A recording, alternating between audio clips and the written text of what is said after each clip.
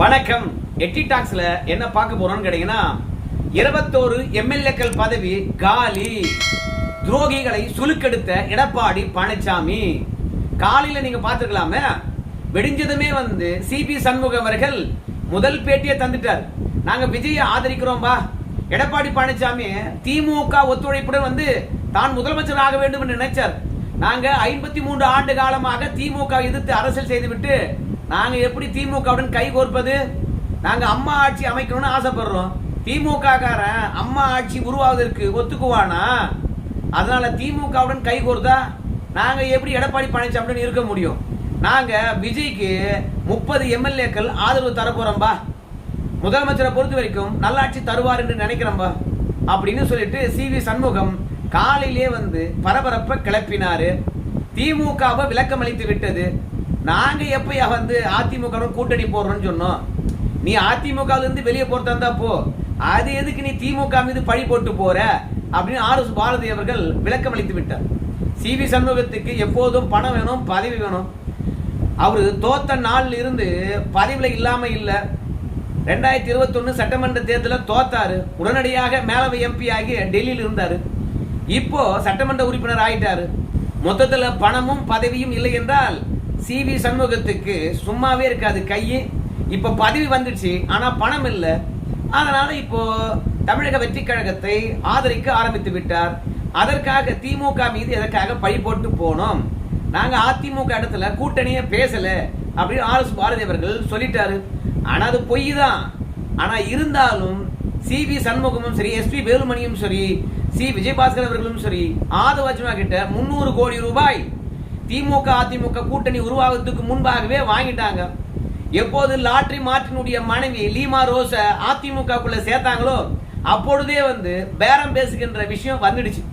ஜெயலலிதாவை பொறுத்த வரைக்கும் தமிழ்நாட்டில் லாட்ரி இருக்கக்கூடாதா, ஒவ்வொரு குடும்பமும் அழியுதுரா அப்படின்னு சொல்லிட்டு லாட்ரி மார்ட்டின தமிழ்நாட்டை விட்டு விரட்டி அடிச்சாங்க. ஆனா எடப்பாடி பழனிசாமி கட்சிக்கு பணம் வேணும், ஒரு சட்டமன்ற உறுப்பினர் ஜெயிப்பாங்கன்னு சொல்லிவிட்டு ஜெயலலிதா அவர்கள் எந்த குடும்பத்தை விரட்டி அடிச்சாங்களோ அந்த குடும்பத்தையே கூப்பிட்டு எம்எல்ஏக்கு நிக்க வச்சாரு. எம்எல்ஏக்கு நிக்க வச்சதுடைய விளைவு கட்சி 2ஆ உடைஞ்சது. இப்போ சிவி சண்முகத்தின் பக்கம் 21 எம்எல்ஏக்கள் இருப்பதாக தகவல் தெரிகிறது. அந்த 21 எம்எல்ஏக்களையும் எடப்பாடி பழனிசாமி கட்சி விட்டு நீக்க போறாரு. எப்படி நீக்க போறாரு கேட்டீங்கன்னா, நம்முடைய அதிமுக கொறடாவாக இருக்கக்கூடிய அக்ரி S கிருஷ்ணமூர்த்தி அவர்கள் பத்திரிகையாளர்களை கொஞ்ச நேரத்துக்கு முன்பாக தான் சந்தித்தார். அப்படி சந்திக்கின்ற போது சொன்னாரு, விஜய்க்கு எதிராக அதிமுக எம்எல்ஏக்கள் அத்தனை பேரும் ஓட்டு போடணும். தவேகாவுக்கு ஆதரவே கிடையாது. யாராவது எதிர்த்து ஓட்டு போட்டீங்கன்னா கட்சி தாவல் தடை சட்டம் சும்மா பதவி விட்டு தூக்கிடுவோம், கட்சி விட்டு தூக்கிடுவோம் அப்படின்னு சொல்லி இருக்கிறாரு. ஆனா சிவி சண்முகத்தை பொறுத்த வரைக்கும் அதிமுக நுணுக்கங்களையும் தெரிஞ்சு வச்சிருக்காரு, சட்ட நுணுக்கங்களையும் தெரிஞ்சு வச்சிருக்காரு. பன்னீர்செல்வத்தை வீழ்த்தியதே சிவி சண்முகம் தான். அதிமுக சட்ட போராட்டங்களும் அதனுடைய வெற்றியும் சிவி சண்முகத்தினுடைய பங்களிப்பு அதிகம். அப்படி இருக்கும் போது எடப்பாடி பழனிசாமி தன்னை கட்சி விட்டு நீக்கிறதுக்கோ இல்ல தன்னுடன் நம்பி வந்திருக்கிறவங்களை கட்சி விட்டு நீக்கிறதுக்கோ வழிவகை செய்வாரா? அவர் ஏதாவது பாத்தீங்கன்னா தன்னையும் தன்னுடன் வந்திருக்கக்கூடிய எம்எல்ஏ காப்பாத்துவாரா இல்லையா? ஆனா ஒருவேளை 21 எம்எல்ஏக்கள் தான் சிவி சண்முகத்தின் பக்கம் போயிருக்கிறாங்கன்னு வச்சுங்களேன், நிச்சயமாக எடப்பாடி பழனிசாமி அந்த 21 பேருக்கும் கல்தா குடுத்துருவாரு. அவங்க எம்எல்ஏ பதவியும் காலியாகும். அதிமுக இருக்க மாட்டாங்க. ஏன்னா அதிமுகவில் 47 எம்எல்ஏக்கள் வெற்றி பெற்றிருக்கின்றார்கள். அந்த 47 எம்எல்ஏக்கள்ல குறைந்தபட்சம் 30 பேராவது கட்சி மாறணும், இல்லைன்னா சிவி சண்முகத்துடன் போனோம். ஆனா 21 பேர் தான் போயிருக்காங்கன்னா எடப்பாடி பக்கம் 26 பேர் இருக்கின்றார்கள். OS மணியன் இந்த விஷயத்தை உறுதிப்பட பேசினாரு. நாங்க சட்டமன்றம் போகின்றோம், நாங்க சபாநாயகரை சந்திக்கின்றோம். இப்படி எல்லாம் ஒவ்வொரு முறையும் நாங்க வெளியே வருகின்ற பொழுது எத்தனை எம்எல்ஏக்கள் எடப்பாடியுடன் இருக்கிறோம் என்று சொல்லிட்டு தலை என்னாவே தெரிஞ்சு போயிருக்குமே.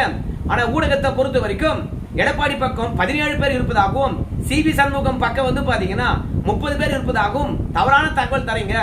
இப்பயாவது தலை எண்ணிக்குங்க, எங்க கிட்ட 26 பேர் இருக்கிறாங்க அப்படின்னு சொல்லியிருக்காங்க. ஒருவேளை எடப்பாடி பக்கம் OS மணியன் அவர்கள் சொல்ற மாதிரி 26 பேர் இருந்தாங்கன்னா சிவி சண்முகமும் அவருடன் போன எம்எல்ஏக்களுடைய பதவியும் சுத்தமா காலி. எப்ப காலியாகும்? நாளைக்கு நம்பிக்கை வாக்கெடுப்பு நடத்த போறாங்க. அந்த நம்பிக்கை வாக்கெடுப்புல விஜய்க்கு ஆதரவாக சிவி சண்முகத்தினுடைய ஆதரவு எம்எல்ஏக்கள் வாக்களிக்க போறாங்க. அப்படி வாக்களித்தார்கள் என்றால் கட்சி கட்டுப்பாட்டை மீறி வாக்களித்தார்கள் என்ற அடிப்படையில் நிச்சயமா அந்த 21 எம்எல்ஏக்களுடைய பதவியும் காலியாகும். இவங்க அதிமுக இருந்துகிட்டு எடப்பாடி பழனிசாமிக்கு மட்டுமல்ல அதிமுக தொண்டனுக்கும் அதிமுகவுக்கும் துரோகம் விளைவித்துக் கொண்டே இருக்கின்றார்கள்.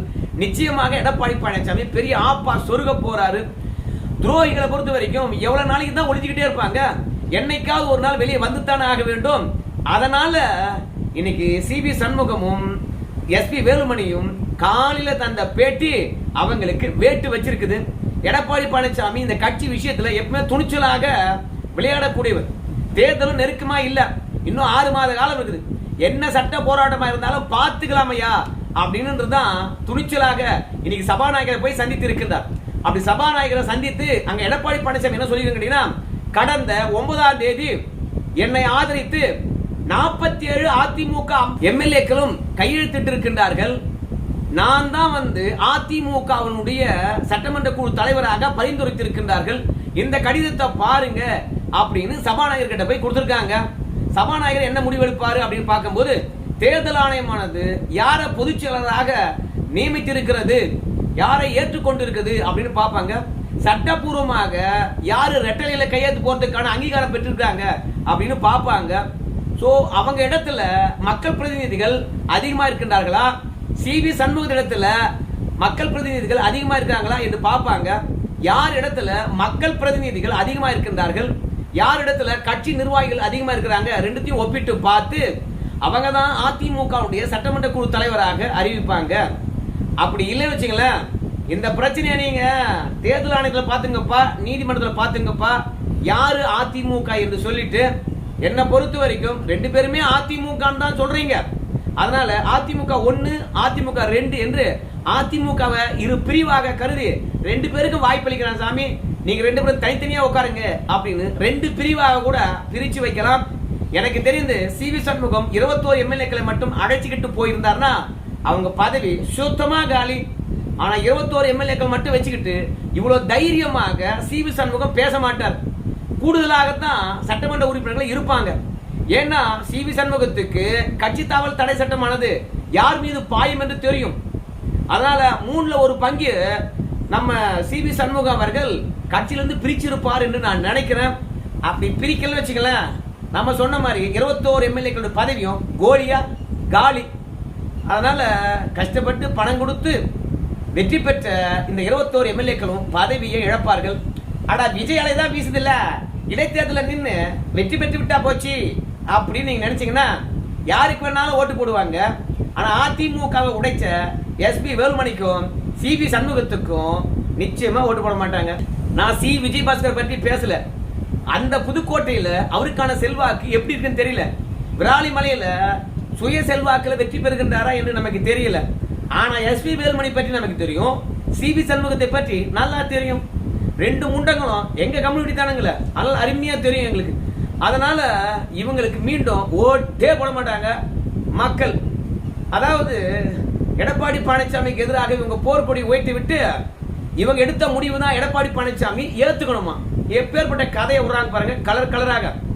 அதாவது எஸ்பி வேலுமணி தான் அதிமுகவுடைய சட்டமன்ற குழு தலைவராக இருப்பாங்களாம். அதிமுக தொடர்பாக சட்டமன்றத்தில் அதிகாரப்பூர்வமா பேசக்கூடியவர் எஸ்பி வேலுமணி தானா. அவருக்கு துணை யாருன்னு கேட்டீங்கன்னா சிவி சண்முகமா. அதோட அதிமுக சட்டமன்ற உறுப்பினர்களை வழிநடத்தக்கூடிய கொறடா யாருன்னு கேட்டீங்கன்னா நம்ம சி விஜயபாஸ்கரா. அவங்களுக்குள்ளேயே பாத்தீங்கன்னா எல்லாம் தேர்ந்தெடுத்துக்கிட்டாங்க. ஆனா எடப்பாடி பழனிசாமியை பொதுச்செயலாளராக ஏத்துக்கிறாங்க. உடனடியா பொதுக்குழுவை கூட்டணுமா, பொதுக்குழுவை கூட்டினா இவனுங்க என்ன கலாட்டா பண்ணுவாங்கன்னு தெரியாதா குடிகார பசங்க. எடப்பாடி பழனிசாமியை மாத்தணும்பா, அந்த ஆளு தொடர்ந்து தோல்வி அடைஞ்சுக்கிட்டே வராருப்பா அப்படின்னு கதை விடுவானுங்க. ஆனா காலையில பேட்டி அளிக்கின்ற போது என்ன சொன்னான்னு கேட்டீங்கன்னா, சாமி தொடர்ந்து 2021 இருந்து 2026 வரைக்கும் நம்ம தோத்துக்கிட்டே வரோம், எல்லா தோல்விக்கும் இவர் தான் காரணம் என்று நாங்க சொல்ல போறதுல, எல்லாரும் சேர்ந்து தான் நாங்க தோத்துருக்கிறோம்.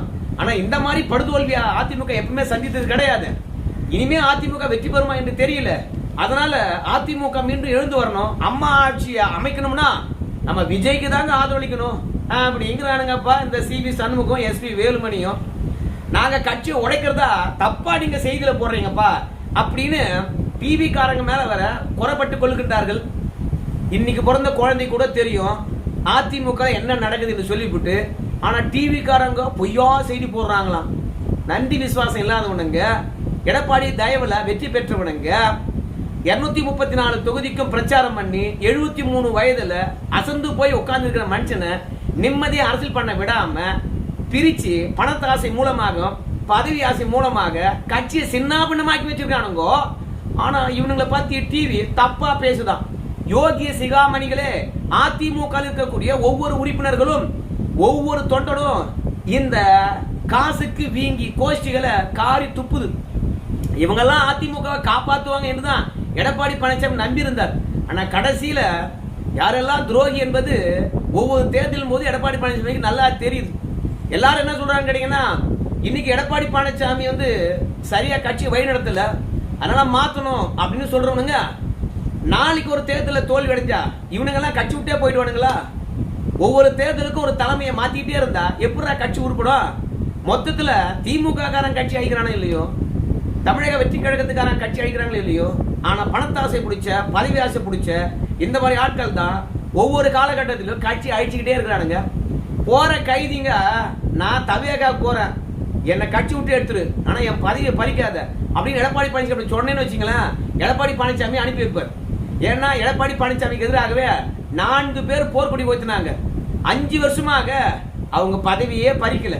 5 வருஷமாக அவங்க எம்எல்ஏ தான் இருந்தாங்க. திமுக போய் சேர்ந்த பிறகுதான் அவங்களாவே பாத்தீங்கன்னா எம்எல்ஏ பதவியை ராஜினாமா பண்ணாங்க.